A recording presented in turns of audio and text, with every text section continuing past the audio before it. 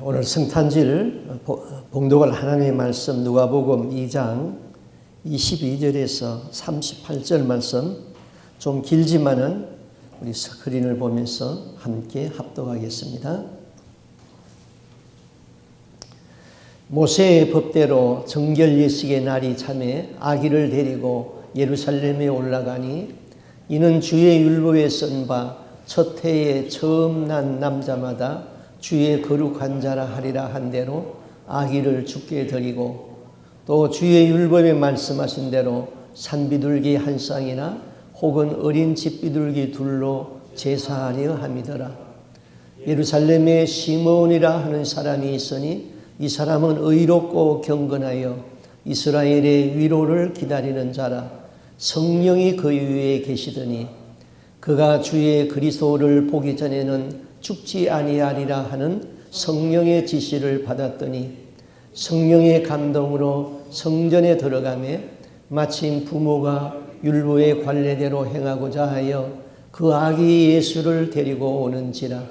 시므온이 아기를 안고 하나님을 찬송하여 이르되 주제여 이제는 말씀하신 대로 종을 평안히 놓아 주시는도다.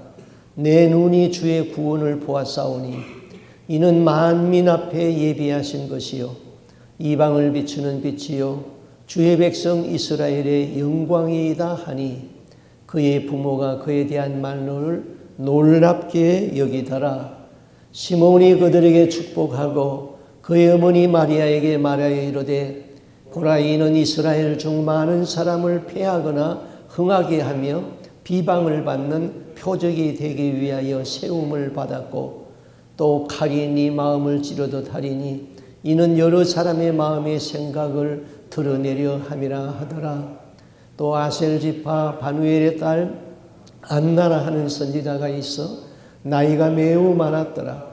그가 결혼한 후 7해 동안 남편과 함께 살다가 과부가 되고 84세가 되었더라. 이 사람이 성전을 떠나지 아니하고 주야로 금식하며 기도함으로 섬기더니 마침 이때에 나와서 하나님께 감사하고 예루살렘의 속량을 바라는 모든 사람에게 그에게 대하여 말하느니라. 아멘. 오늘 우리 성탄절로 하나님 앞에 예배를 드립니다. 이 성탄과 관련되어진 그 많은 이야기들이 있습니다. 먼저 성탄절에 산타클로스가 있습니다. 산타클로스. 크리스마스가 되면은 교회에서는 이 산타클로스가 아이들에게 이렇게 선물을 나눠줍니다. 또 집에서는 그 자녀들에게 산타클로스 이야기를 해주며 그 착한 아이에게는 산타클로스가 와서 선물을 놓고 간다고 부모들이 그렇게 이야기를 합니다. 그리고 잠자고 있는 아이의 머리맡에 선물을 두고 가지요. 아침에 일어난 아기는 그 선물을 펼치면서 정말 착한 아이에게 이 선물을 산타 할아버지가 갖다 줬구나. 그게 유치원 다닐 때까지는 그렇게 믿고 있는 것입니다. 그런데 이 이야기에 배우 이야기가 있습니다. 약 주 300년경에 그 터키의 한 도시에 그 니콜라스라고 하는 주교가 있었습니다. 그는 아주 부유한 집에서 태어났고 경건한 부모 밑에서 자랐습니다. 그가 주교가 된 이후에도 선행을 많이 했는데 아주 아무도 모르는 선행을 많이 했습니다. 그런데 어느 겨울날 가난한 집에서 이 딸을 시집을 보내야 되는데 그 당시에는 딸이 시집을 가려면은 그 결혼 지참금이 있어야 되었습니다. 근데 결혼 지참금이 없으면은 그냥 결혼 정년기를 놓치게 되면은 그 노예로 팔려가게 되는 것이죠. 그래서 이 딸을 시집을 보지 못해가지고 걱정을 하고 있는데 이 니콜라스가 이 이야기를 듣고 이제 밤에 그 집을 찾아가서 굴뚝에다가 많은 금화가 들은 주머니를 넣어줍니다. 아침에서 일어나 보니까 부엌에 떨어진 그 금화를 가지고 이 큰딸을 시집을 보내게 됩니다. 근데 둘째 딸이 또 있는데 둘째 딸이 또 결혼을 못하고 고민하고 있습니다. 그래서 어느 겨울날 또 이 둘째 딸을 집에 찾아가니까 창문에 양말이 걸려져 있습니다. 그래서 그 양말 속에다가 많은 은화를 넣고 또 사라졌습니다. 또 셋째 딸이 있는데 이 셋째 딸도 걱정이 되었습니다. 그런데 이 집 주인은 이 선행을 아무도 몰래 하는 이 사람이 틀림없이 올 거다. 그렇게 생각하고는 이제 항상 집을 지켜보면서 그 사람을 기다리고 있었습니다. 그런데 아닌 게 아니라 세 번째 딸을 시집 보내려고 염려하는 차에 그 니콜라스가 와가지고 돈을 많이 넣고 가는 겁니다. 이 주인은 쫓아나가가지고 땅에 엎드려서 절을 하면서 이렇게 선행을 해주시니 너무너무 감사합니다 하고 인사를 했습니다. 그때 니콜라스는 아무 말을 하지 아니하고 하늘을 가리키면서 내가 한 것이 아니요 하늘에서 하라고 해서 내가 한 것이요. 그리고는 그냥 떠나갔습니다. 니콜라스는 언제나 이 억울한 사람들을 돕고 가난한 사람들을 은밀히 구제했습니다. 니콜라스의 선행이 많이 알려지게 되었습니다. 그가 12월 6일 날 세상을 떠나게 되었는데 니콜라스 그 이름을 빌려가지고 니콜라스의 나를 만들었습니다. 근데 이 니콜라스의 그 발음이 이렇게 변화돼 가지고 니콜라스가 산타클로스로 불리게 되었던 것입니다. 사람은 어려서부터 이 스타가 되고 싶어하는 그런 욕구가 우리에게 있지요. 어디를 가든지 자기를 알아주기를 원하고 있습니다. 자기를 인정해 주기를 원하고 있지요. 만약에 우리가 니콜라스처럼 그런 일을 행하였다면 신문 기자들이 와서 사진을 찍고 온 세상에 광고하여 주기를 바랍니다. 그러면은 자신의 영광이 되겠지요. 그러나 우리의 영혼은 마귀에게 사로잡히게 되는 것이죠. 예수님은 오른손이 하는 것을 왼손이 모르게 하라고 그랬습니다. 우리는 이 자기를 숨기는 법을 배우고 자기를 내려놓는 훈련을 이 세상 살면서 부지런히 해야 되는 것입니다. 그 다음에 우리는 크리스마스라고 그럽니다. 크리스마스는 무슨 말일까요? 크리스마스라는 말은 그리스도라는 말과 미사라는 말이 합쳐져서 크리스마스라는 단어가 되었습니다. 미사는 예배한다 그런 의미입니다. 크리스마스, 그리스도를 예배한다 그런 의미죠. 그럼 그리스도는 무엇입니까? 그리스도는 예수님의 이름이 아니고 예수님의 직명인 것이죠.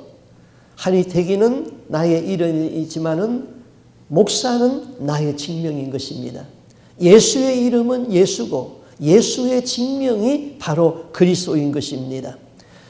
그리스도는 헬라 말이죠. 헬라어는 신약 성경을 헬라어로 기록되었죠. 그리고 구약 성경은 히브리어로 구역되었죠. 헬라어로 그리스도는 기름 부음을 받은 자 그런 뜻이고 히브리어로 메시아도 기름 부음을 받은 자 그런 뜻입니다. 그러면은 기름 부음은 누가 받았습니까? 왕과 제사장과 선지자가 기름을 부었지요. 그래서 예수님은 이 땅 위에 기름 부음 받은 자로 하나님의 말씀을 가져온 선지자로 우리의 죄를 담당하고 십자가로 나가신 제사장으로 그리고 우리를 다스리는 왕으로 오셨다. 예수는 그리스도다. 이 그리스도를 예배한다. 그것이 바로 크리스마스가 되는 것입니다. 또 크리스마스 시즌이 되면은 캐럴을 부른다고 그러죠. 캐럴은 이 라틴어에서 파송된 말입니다. 18세기까지는 그 영국의 가톨릭 교회에서는 성가대 외에는 누구도 성가를 못 부르게 하였습니다. 찬송은 교회에서 성가대원들만 불렀던 것입니다. 그런데 성도들도 이 찬양을 하고 싶은데 이 법으로 못 부르게 했으니까 예배가 끝나고 나면은 성도들이 밖에 나와가지고 마음껏 노래하면서 춤추면서 노래를 찬양을 했습니다.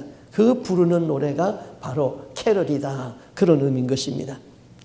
또 우리가 부르는 찬송 중에 노엘 노엘 이스라엘 왕이 나셨도다 하는 그런 찬송을 부르죠.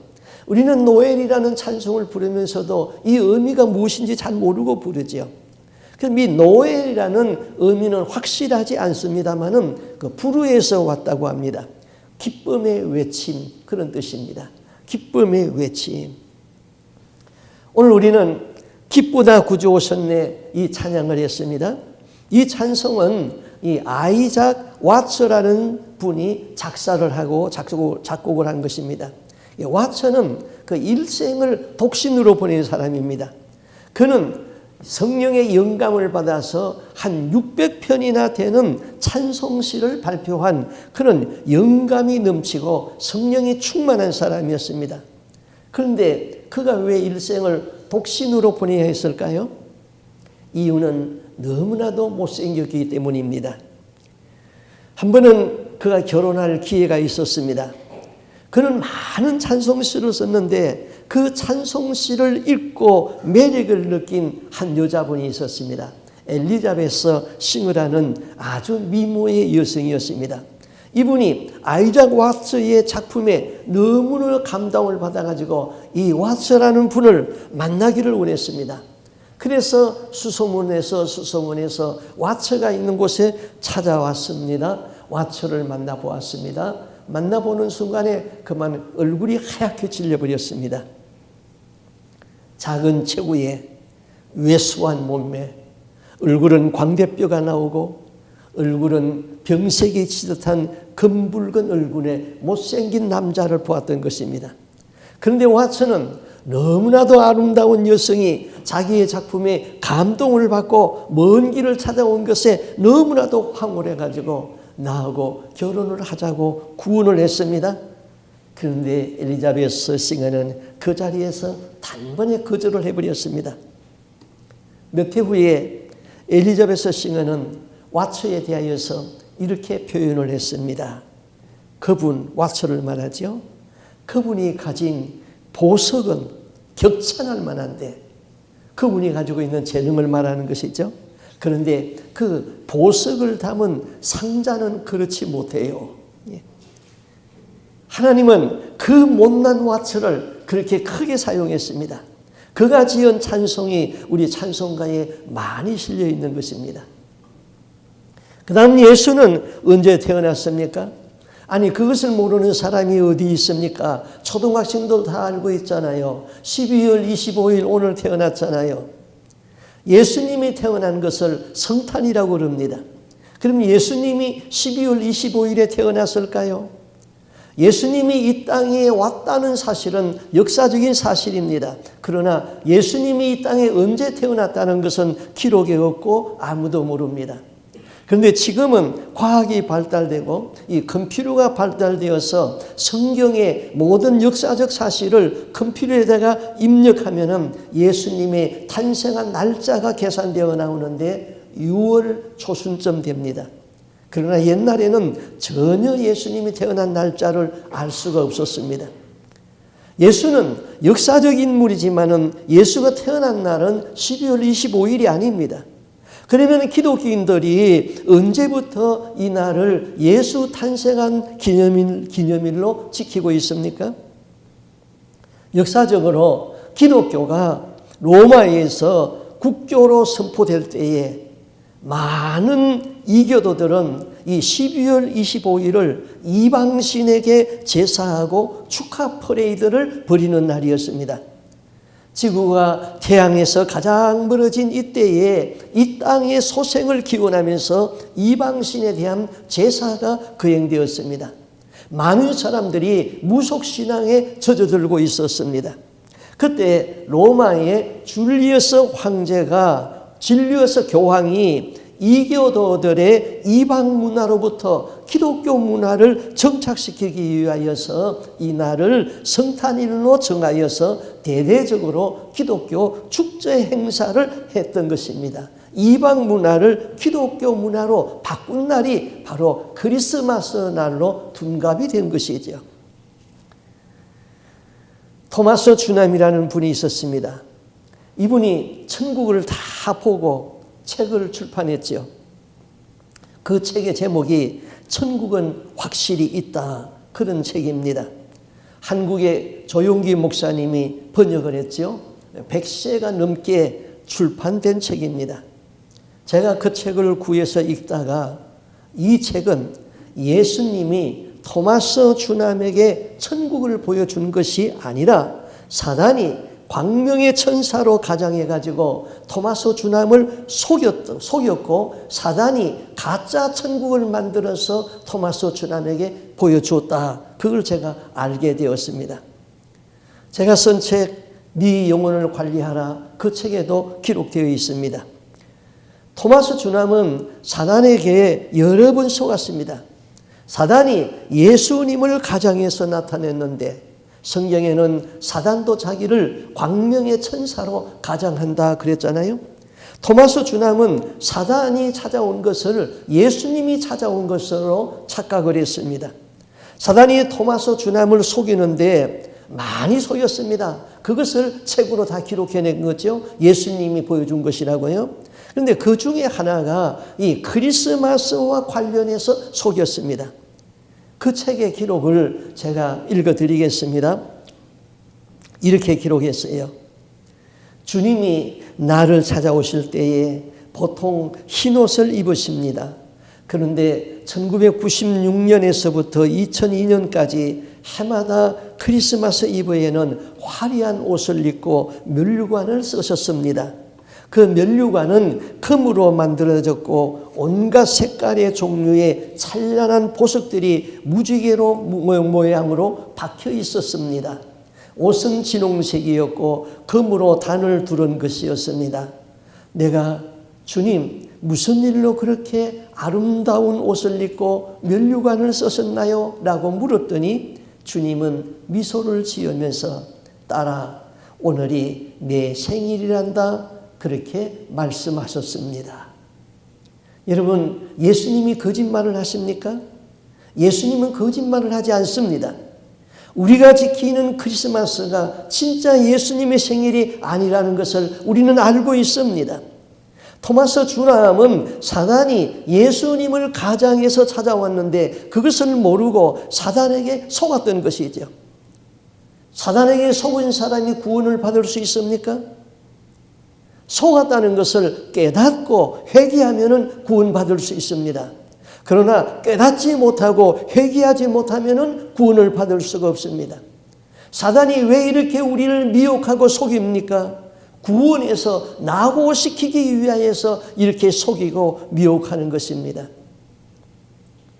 이것을 사단에게 속았다는 것을 모르고 한국의 조용기 목사님은 그 유명한 이름을 빌어가지고 자기의 이름으로 이것을 출판을 해서 100세가 넘게 출판을 했으니 얼마나 많은 사람들이 사단의 미혹을 받고 가짜 은혜를 받았겠습니까? 그 책을 읽은 사람들이 이걸 깨닫고 회개를 해야 되는 것이지요. 천국 지옥 한정은 우리의 영을 아주 각성을 시킵니다. 아주 중요합니다. 그러나 잘 분별해서 드려야 됩니다. 사단에게 속아서 천국 지옥 본 사람들이 너무나 많지요. 그러나 진짜 성령님이 인도함을 받아서 예수님이 보여준 진짜 천국 지옥을 본 사람은 심히 적습니다. 잘 구분해서 드려야 되는 것이죠. 버닝그라는 선교사님이 계셨습니다. 이 사람은 원래 스위스 사람이었는데 부모님을 따라서 미국으로 이민을 오게 되었습니다. 근데 그 당시는 비행기가 없었기 때문에 배를 타고 미국을 오는 도중에 그만 배 안에서 부모님이 전염병에 걸려가지고 두 분 다 죽었습니다. 그는 졸지에 고아가 되어버렸습니다. 미국에 오기는 했지만은 고생을 얼마나 했겠습니까? 그는 막노동을 했습니다. 그러면서 성경신학교를 졸업하고 주님을 사랑하는 마음이 뜨거워져 가지고 선교사로 지망을 하게 됩니다. 어느 나라로 가서 선교를 할까 생각하다가 이 성 토마스라는 섬에 대하여서 이야기를 들었습니다. 많은 노예들이 인간 이하의 대접을 받으면서 고생을 한다는 것입니다. 그는 노예들에게 가서 복음을 전하기로 결심을 합니다. 그래서 그곳에 가기를 신청을 했는데 그 섬에는 노예만 받지 일반인은 받지 않는다는 것입니다. 그래서 그는 스스로 자기를 노예로 팔렸습니다.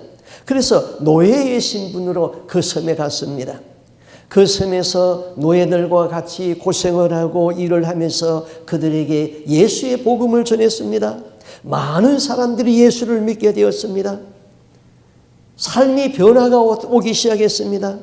그 섬은 당시 덴마크에서 관리하고 있었습니다. 덴마크의 국왕이 버닝거의 삶에 감동을 받고 그는 노예들에게, 거기 있는 노예들에게 많은 자유를 주었습니다.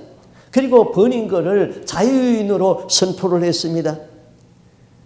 버닝거가 자유인으로서 그 섬에 살도록 했던 것입니다. 버닝거는 노예들에게 복음을 전하기 위하여서 노예 신분으로 들어가서 복음을 전했다는 것이죠. 성탄은 무엇입니까? 하나님이 사람을 구원하기 위하여서 사람의 몸을 입고 이 땅 위에 오신 것이지요. 그리고 사람을 구원하기 위하여서 자기 자신을 십자가의 희생제물로 주신 것입니다. 하나님의 보좌에서 낮고 낮은 인간의 자리로 오신 이 비하의 신분, 이것을 가리켜서 우리는 신학적으로 예수님이 성육신 하셨다, 그렇게 말합니다. 영광 중에 계신 하나님께서 사람의 몸을 입으시고 우리와 똑같은 사람이 되었습니다. 이거는 신비 중에 신비한 것이지요. 이것이 바로 복음의 시작인 것입니다. 성탄은 갑자기 되어진 일이 아니지요. 예수 그리스도가 이 세상에 메시아가 되시고 태어난다는 것은 성경에 계시되어진 사건이지요. 하나님은 구약의 여러 선지자들을 통하여서 계속 이 땅에 구원자 메시아가 올 것을 알려주었습니다. 그러면 메시아는 어디에서 태어날 것인가? 하나님은 예수님이 오시기 전 700년 전에 미가 선지자에게 메시아가 태어날 동리의 이름은 베들레헴이라고 일러주었죠. 우리 미가서 5장 2절을 한번 같이 읽어볼까요? 같이 한번 읽어보겠습니다. 베들레헴 에브라다야, 너는 유다 족속 중에 작을지라도 이스라엘을 다스릴 자가 너에게서 내게로 나올 것이라. 그의 근본은 상고에 영원에 있느니라. 베들레헴 에브라다. 에브라다는 열매를 많이 맺는 곳이다, 그런 뜻이에요. 베들레헴의 메시아가 이 땅에 오신다고 이미 700년 전에 알려주었어요. 자, 마리아가 예수를 성령으로 말미암아 잉태했습니다. 마리아와 요셉이 살던 동리는 베들레헴에서 멀리 떨어진 나사렛에서 살고 있었습니다. 마리아가 아기 예수가 태어날 때가 되어서 베들레헴에 가야 한다고 생각했을까요? 마리아에게 그런 마음은 1%도 없었습니다. 그런데 당시 로마를 다스리던 왕은 가이사 아구스토였습니다. 세계 역사에서는 가이사를 시저로 기록하고 있죠. 아구스토는 원래 로마 원로원에서 붙인 이름입니다. 그의 본명은 옥타비아누스입니다. 옥타비아누스는 군인이었습니다. 그는 안토니우스와 클레오파트라의 연합군을 악티움 해전에서 물리치고 그 공로로 로마의 황제가 되었습니다. 40년 넘게 로마를 다스렸습니다. 그는 로마가 다스리는 지역에서 세금을 효율적으로 거두기 위하여서 모든 사람에게 고향으로 가서 호적 등록을 하라는 명령을 내렸습니다. 마리아의 남편 요셉은 고향이 베들레헴이었기 때문에 나사렛에서 베들레헴으로 약혼한 마리아와 함께 베들레헴까지 왔다가 거기서 아기 예수를 해산하게 됩니다. 역사는 절대 권력자인 황제까지라도 하나님의 말씀을 성취시키는 도구로 쓰임받았다는 사실이죠. 마리아가 베들레헴에 왔을 적에 여관마다 다 만원이었습니다. 요셉은 이집 저집 찾아다니면서 그들이 머무를 수 있는 곳을 찾았으나 아무도 그에게 방을 내주는 사람이 없었습니다. 그러다가 겨우 쉴만한 공간을 하나 찾았는데 그것은 소가 머무는 외양간이었습니다. 거기에서 마리아는 해산을 하게 되었고 아기 예수는 말구유에 받아 누이게 되었던 것이죠. 자, 하나님의 아들이 이 세상에 오는데 전능하신 하나님이 방 하나를 예비하지 못해가지고 이 땅에 메시아가 태어났다면 하나님은 전능자가 아니시죠. 아기 예수는 왜 그 지저분한 마구간에 오셨습니까? 인간의 마음이 지저분하고 마구간같이 더러울지라도 영접하면 오시겠다는 것입니다. 내 마음이 비록 지저분하고 위안간같이 누추하지만은 내 마음을 열고 영접하면은 주님 오십니다.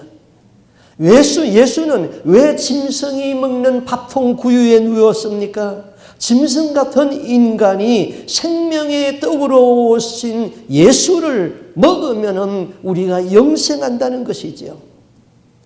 이사야 선지자는 사람을 짐승에다가 비유해서 이렇게 말씀했습니다. 이사야 1장 2절 3절에 보면은 하늘이여 들어라 땅이여 귀를 기울이라 여호와께서 말씀하시기를 내가 자식을 양육하였거늘 그들이 나를 거역하였도다. 소는 그 임자를 알고 나귀는 주인의 구유를 알건만은 이스라엘은 알지 못하고 나의 백성은 깨닫지 못하는도다.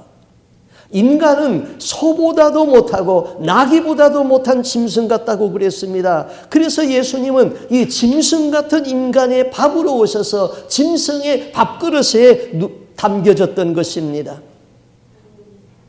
그뒤 예수님이 오셔서 이렇게 말씀합니다. 요한복음 6장 33절에서 하나님의 떡은 하늘에서 내려 세상에 생명을 주는 것이니라.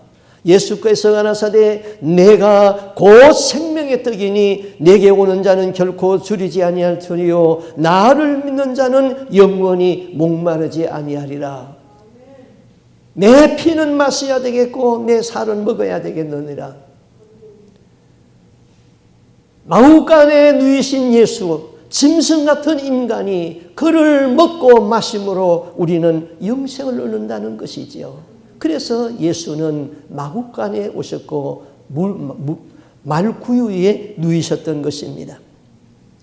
또 이사야 선지자는 이사야는 주전 약 730년경의 사람입니다. 그런데 하나님은 그 이사야를 통하여서 오실 메시아에 대하여서 이렇게 알려주었습니다. 메시아는 남자의 씨가 아닌 성령으로 태어나서 처녀가 아들을 낳는다고 그랬죠. 성경을 보겠습니다. 이사야서 7장 14절입니다. 우리 같이 한번 읽어보겠습니다. 그러므로 주께서 친히 징조를 너희에게 주실 것이라. 보라 처녀가 잉태하여 아들을 낳을 것이요 그 이름을 임마누엘이라 하리라. 또 이사야는 예언하기를 태어나는 아기는 사람이 아니고 근본이 하나님이라고 알려주었습니다. 이사야서 9장 6절 말씀을 함께 있습니다. 이는 한 아기가 우리에게서 낳고 한 아들을 우리에게 주신 바 되었는데 그의 어깨에는 정사를 메었고 그의 이름은 기묘자라 모사라 전능하신 하나님이라 영존하시는 아버지라 평강의 왕이라 할 것임이니라. 예수는 한 아기로 이 세상에 태어났지만은 그 어깨에는 정사를 메었다 그랬습니다. 어깨에 정사를 메었다는 것은 만국을 다스리는 자라는 것이죠. 그런데 그 이름을 기묘자라 그랬습니다. 기묘자는 놀랍다 그런 의미입니다. 그의 이름이 놀랍습니다. 그의 능력이 놀랍습니다. 그의 태어남이 놀랍습니다. 그의 부활이 놀랍습니다. 그리고 예수는 전능하신 하나님이라 그랬습니다. 그리고 그는 영존하시는 아버지가 된다고 그랬습니다. 한 아기가 어떻게 전능하신 아버지가 되십니까? 한 아기가 어떻게 영존하시는 하나님이 되십니까? 바로 그 아기 안에 아버지의 이름이 있고 아들의 이름이 있고 그 아기는 만왕의 왕으로 이 세상에 태어나게 되는 것이죠. 바울 사도는 이렇게 말했습니다. 갈라디아서 4장 4절 우리 5절 한번 읽어보겠습니다. 때가 참에 하나님이 그 아들을 보내사 여자에게 나게 하시고 율법 아래에 나게 하신 것은 율법 아래에 있는 자들을 속량하시고 우리로 아들의 명분을 얻게 하려 하심이라. 우리는 모두 여자에게서 났습니다. 그리고 율법 아래에서 태어났습니다. 예수님은 율법 아래에서 태어났기 때문에 난지 8일 만에 율법대로 할례를 받아야 했습니다. 할례는 남자의 생식기의 표피의 한 부분을 잘라내는 의식입니다. 이것을 할례라고 그러는데 그 할례는 사람이 태어날 때에 재성을 가지고 태어났기 때문에 그 재성을 잘라내서 하나님의 백성이 된다는 그런 의식인 것입니다. 예수님은 죄가 없는 분입니다. 그러나 율법 아래에서 태어났기 때문에 율법에 명한 대로 할례를 받았습니다. 율법의 모든 남자는 난지 8일 만에 할례를 받아라고 했습니다. 그리고 마리아가 이제 예수가 태어난 지 40일이 되었을 적에 아기 예수를 안고 성전을 찾아갑니다. 그 성전에서 두 가지 의식을 하게 됩니다. 첫째는 결례 의식인 것입니다. 여자가 아기를 낳을 적에 피를 많이 흘립니다. 그 피는 부정하다고 그랬습니다. 다른 사람과 접촉을 금했습니다. 그래서 이 부정한 몸을 깨끗게 하는 의식이 결례 의식인 것입니다. 그리고 또 한 의식은 이스라엘에서 첫 번째 태어나는 남자는 다 하나님에게 바쳐야 하는 그런 헌신이 있었습니다. 그래서 마리아는 자기 몸을 깨끗게 하는 결례 의식과 아기 예수를 하나님께 바친다는 그 헌신의 예식을 하기 위하여서 예수가 난 지 40일째 그 성전에 찾아갔던 것입니다. 그 성전에서는 제사장이 있습니다. 그런데 누가복음 성경에서는 제사장에 대하여서는 일체 언급하지 않고 있습니다. 그 성전에 늘 기도하던 두 사람이 있었는데 그 두 사람의 이름을 언급했지요. 시므온이라는 사람과 안나라는 여자 선지자였습니다. 시므온은 그 성전에서 늘 기도하던 사람이었습니다. 그는 성경에 예언되어진 그리스도가 메시아가 언제 오실는지 늘 기도하면서 기다리고 있었습니다. 그런데 어느 날 성령께서 그에게 말씀합니다. 오늘 읽은 성경 누가복음 2장 26절에 보면은 네가 주의 그리스도를 보기 전에는 죽지 아니하리라. 시므온은 하나님으로부터 이 응답을 받고 언제 약속한 성경이 약속한 그 메시아가 오는가? 내가 언제쯤 그 구원자를 볼 수 있을까? 시므온은 구원자 메시아를 기다리고 있었습니다. 그런데 어느 날 한 어머니가 아기 예수를 안고 그 성전에 들어왔습니다. 아기를 보는 순간 성령이 말씀을 했습니다. 시므온은 그 아기를 받아 안았습니다. 그리고 성령의 감동으로 이렇게 말하는 것입니다. 주제여 하나님이여, 그런 뜻입니다. 이제는 말씀하신 대로 종을 평안히 놓아주시는도다. 내 눈이 주의 구원을 보았사오니 이는 만민 앞에 예비하신 것이요 이방을 비추는 빛이요 주의 백성 이스라엘의 영광이니이다. 시므온은 성경에 약속한 메시아가 온 것을 직접 눈으로 보았습니다. 이것은 별로 중요한 사실이 아니지요. 많은 사람이 아기 예수를 보았기 때문이지요. 그러나 그들의 눈에는 예수가 평범한 아기로밖에 보이지 아니했습니다. 그러나 시므온은 이 아기 예수가 하나님이 보내신 자요 성경에 예언된 자요 온 백성의 구원자가 된다는 사실을 알았던 것이죠. 이것은 인간 지성으로 아는 것이 아닙니다. 성령이 깨닫게 하여 주어야지 아는 것이지요. 시몬은 늘 기도하는 사람이기 때문에 성령의 감동으로 깨달아 알았던 것입니다. 성령께서 깨닫게 해주셔야 됩니다. 이 땅에 78억이라는 인구가 이 지구상에 살고 있습니다. 그런데 예수 그리스도가 구원자요, 그는 창조주 하나님이요, 그분이 우주의 주인이라는 것을 바로 알고 바로 믿고 구원받을 수 있는 사람이 과연 몇 프로나 될까요?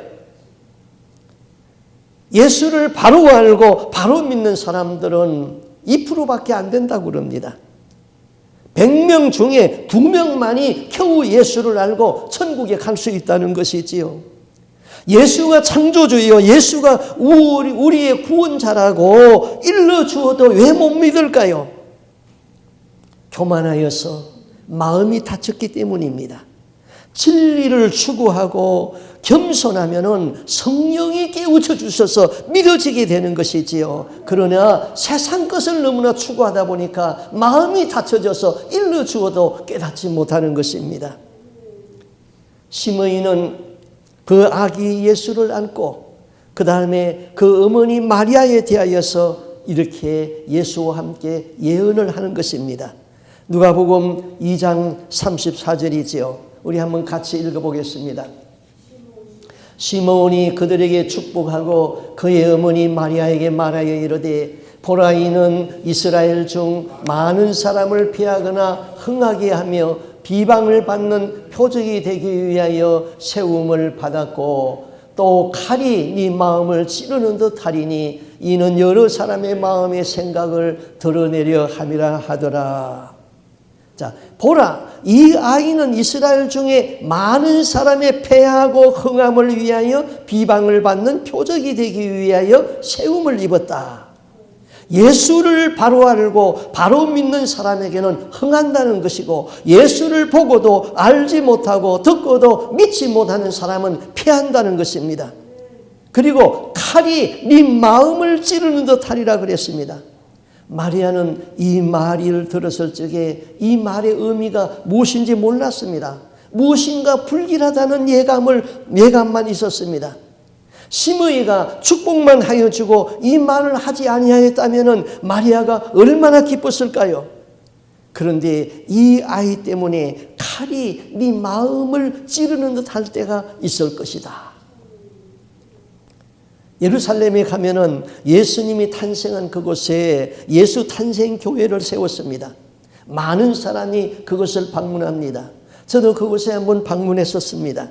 그런데 예수 탄생한 그 옆에 마리아의 흉상을 만들어서 가슴 위에 상만 이렇게 만들어서 놓았습니다. 그런데 그 가슴에다가 커다란 칼을 콱 꽂아놨습니다. 아마 그 조각가는 오늘 이 성경을 읽으면서 마리아의 가슴에다가 칼을 꽂아놓은 그런 상을 만들었을 것입니다. 언제 마리아의 가슴에 칼이 꽂히는 그런 아픔이 있었을까요? 예수님이 율법의 저주 안에 들어가서 우리 대신 십자가의 형벌을 받을 적에 십자가에 달린 그 예수 밑에 마리아는 거기 있었습니다. 아들이 십자가에 달려서 피를 흘리는 그 어머니의 심정이 어떠했을까요? 그 어머니의 심정은 가슴에 칼을 꽂은 그런 심정이었던 것이지요. 또 그 성전에 한 사람이 있었습니다. 안나라는 사람입니다. 아셀 지파 바누엘의 딸 안나라 하는 선지자가 있어 나이 많이 늙었더라. 그가 출가한 후에 7해 동안 남편과 함께 살다가 과부된 지 84년이라. 이 사람이 성전을 떠나지 아니하고 주야에 금식하며 기도함으로 섬기더니 마침 이때에 나와서 하나님께 감사하고 예루살렘의 구속됨을 바라는 모든 사람에게 이 아기에 대하여 말하니라. 자, 아셀 지파 중에 안나라는 여자입니다. 자, 이스라엘 12지파 중에 아셀 지파는 이 북왕국 이스라엘 지파에 속하였지요. 이스라엘은 유다 나라보다 한 200년 전에 아수르에 의해서 망했습니다. 그런데 아셀 지파에 속한 안나라는 여인이 예루살렘에 있는 성전에 와가지고 늘 기도하고 있었습니다. 안나는 남편과 7년 동안 살았습니다. 그리고 과부가 되었는데 과부가 된 지 84년이 되었다고 그랬습니다. 그러면은 결혼한 지 7년에서 과부된 지 84년을 더하면은 지금 나이가 91세입니다. 거기에다가 이스라엘의 성년된 나이는 13살입니다. 그러면 84살에서 14살에 결혼을 했다고 하여도 더하면은 지금 나이가 105살이 더 되었습니다. 이 사람이 주야로 금식하면서 성전에서 기도하고 살았습니다. 그런데 마리아가 아기 예수를 안고 그 성전에 들어오자마자 안나가 그 아기를 보는 순간, 이 아기가 예수 메시아라는 것을, 성경이 약속한 메시아라는 것을 금세 알았습니다. 성령이 그를 깨닫게 해주었지요. 그녀는 죽기 전에 구원자 예수를 볼 수 있었던 것이 너무나도 감사했습니다. 안나는 하나님께 감사하며 영광을 돌렸습니다. 그리고 모든 사람에게 이 아이가 곧 우리가 기다리는 메시아라는 것을 증거를 했습니다.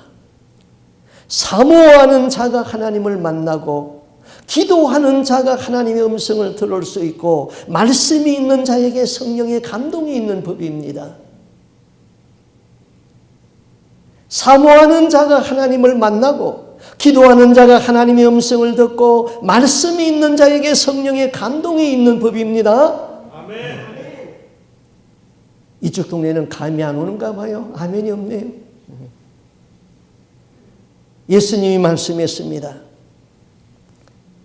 너희들은 많은 선지자들이 그렇게 보기를 원하던 메시아를 직접 눈으로 보고 믿으니 복 있는 사람이라고 그랬습니다.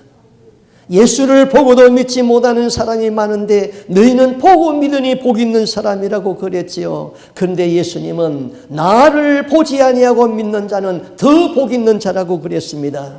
우리가 예수를 본 일이 없지만은 말씀을 통하여서 예수를 믿습니다. 믿는 사람들은 정말 복된 사람들이지요. 여러분, 하나님을 믿는 것과 예수 그리스도를 믿는 것이 어떻게 다를까요? 하나님을 믿는 것은 전능하신 하나님, 창조주 하나님을 믿는 것입니다. 그러면은 예수 그리스도를 믿는 것은 무엇입니까? 그리스도라는 의미는 말씀을 드린 대로 기름 부음을 받은 자, 그런 의미입니다. 예수는 그리스도입니다. 기름 부음을 받은 자는 선지자와 제사장과 왕이 임직할 적에 기름 부음을 받는다고 그랬습니다. 선지자는 하나님의 말씀을 선포하는 사람입니다. 제사장은 제물의 죄를 증가시키고 그 제물을 희생시키고 그 사람의 죄를 사하여 주는 사람입니다. 왕은 우리를 다스리는 사람입니다. 예수는 그리스도입니다.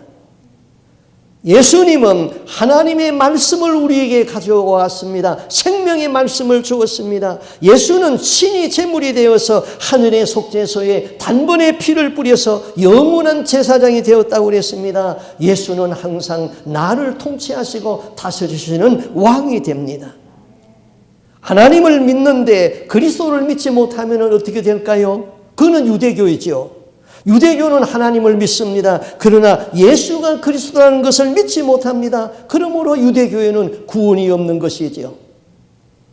우리는 예수가 창조주 하나님이요, 예수가 나의 죄를 대속하신 제사장이요, 예수가 나를 다스리는 왕이 되는 것을 믿고 고백하고 그대로 살아가는 것입니다. 성탄 크리스마스입니다. 성탄은 그리스도를 예비한다는 말입니다. 성탄은 날짜 12월 25일은 아무런 의미가 없는 날입니다. 그러나 하나님이 사람의 몸을 입고 이 땅에 오신 것이 중요한 것입니다. 사람을 구원하기 위하여서 하나님이 사람이 되셨고 죄인을 구원하기 위하여서 율법의 저주 아래 들어가 가지고 율법의 정죄를 받고 십자가에서 우리 죄를 위하여 피 흘려서 우리의 죄를 해결해 주었습니다. 그리고 부활 성천하셔서 하늘 보좌에 계신 그 하나님을 나의 구주로 믿고 영접하심이 중요한 것입니다. 우리 다 같이 말해봅시다. 예수는 그리스도입니다. 다 같이 예수는 그리스도입니다. 한 번 더, 예수는 그리스도입니다. 예수 그리스도를 나의 구주로 믿고 영접하는 이 성탄절이 되기를 주님의 이름으로 축복합니다. 아멘. 기도하겠습니다. 하나님 아버지, 이 지구상에는 78억이나 되는 많은 인구가 살아가고 있습니다. 이 땅에 예수의 이름도 알고 이 땅에 성탄도 알고 있사오나 정녕 예수가 그리스도라는 것을 아는 분은 심히 적습니다. 많은 믿는 사람들이 있습니다. 그러나 예수가 그리스도가 되어서 예수님은 하늘의 말씀을 우리에게 주었고 생명의 말씀을 주었고 예수님이 내 죄를 담당하고 십자가에서 희생제물이 되었고 예수의 영 거룩한 성령이 내 안에 오셔서 나를 다스리고 통치하신다는 것을 믿고 그대로 행하는 사람은 심히 적은 사람 가운데 있습니다. 우리가 예수는 그리스도라는 확실한 신앙 고백과 함께 확실한 믿음을 가지고 그 믿음대로 삶에 실천할 수 있도록 인도하여 주시옵소서. 하나님 아버지, 사모하는 자 하나님을 만날 수 있고 기도하는 자 하나님의 음성을 들을 수 있고 말씀이 있는 자에게 성령의 임재가 있음을 믿습니다. 날마다 주님을 사모하는 하나님의 백성이 되게 하여 주옵소서. 날마다 하나님 앞에 기도하여서 하나님의 음성을 들을 수 있는 성령의 사람이 되게 하여 주옵소서. 말씀이 있는 자에게 성령의 임재가 있음을 믿사오니 말씀과 함께 살아가는 저희들의 삶이 되게 하여 주시옵소서. 크리스마스 예수 그리스도를 예배합니다. 이 시간에 우리에게 오셔서 임재하여 주옵시고 우리가 드리는 예배를 허병하여 주시고 하늘에서 기쁨으로 받으시며 이 땅 우리에게 사는 동안에 하늘의 평강과 영광이 있고 복이 되게 하여 주시옵소서. 이 모든 말씀 주 예수 그리스도 이름으로 기도하옵나이다. 아멘.